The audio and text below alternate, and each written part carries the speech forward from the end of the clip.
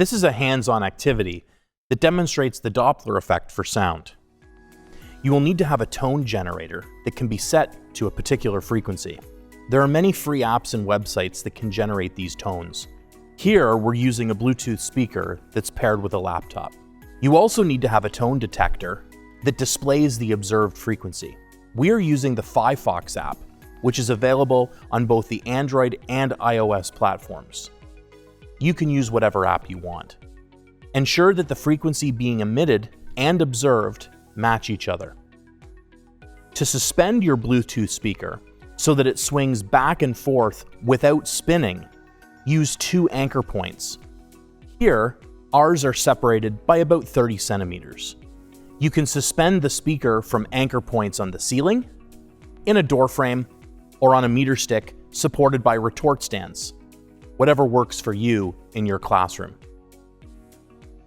For the best results, the speaker should be pointing along the swing path.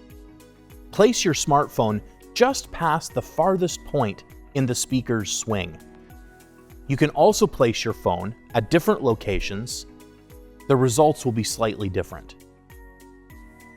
The screen on the smartphone shows the results.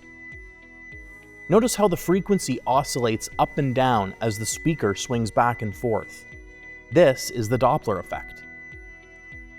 Students can use screen capture or data sharing in the app to record their observations.